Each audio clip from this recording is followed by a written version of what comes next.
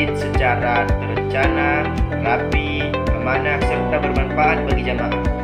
Jadi, sehingga masjid ini tidak hanya ramai ketika saat sholat, tetapi juga hidup dalam aktivitas keagamaan dan sosial. Ada beberapa langkah nih, yaitu langkah yang pertama, yaitu dikelola dengan perencanaan yang jelas.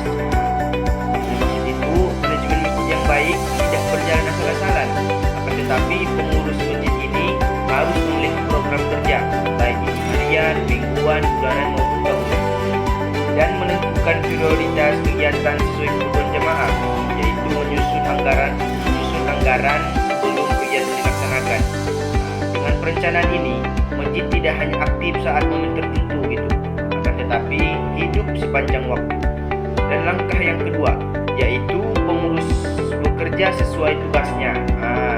Jadi manajemen masjid yang bagus ini ditandai dengan tugas pengurus jelas dan tidak tumpang tindih gitu.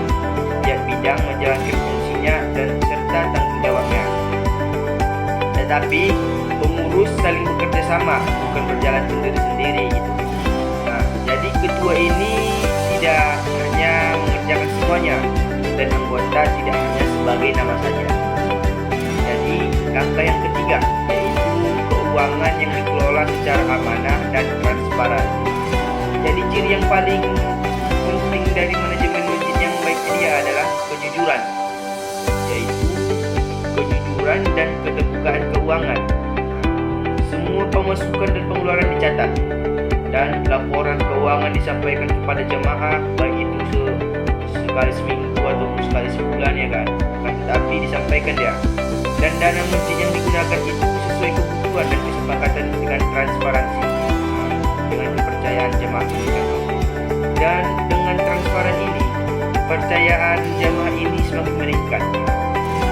Dan jadi ada lagi langkah yang keempat, yaitu masjid difungsikan lebih dari sekedar tempat sholat.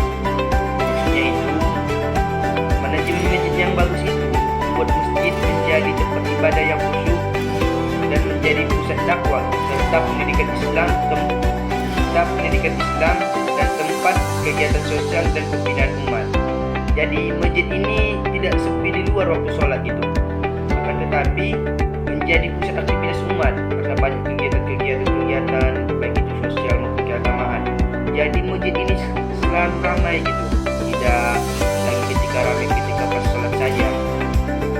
Dan ada langkah kelima, yaitu pelayanan jamaah menjadi prioritas.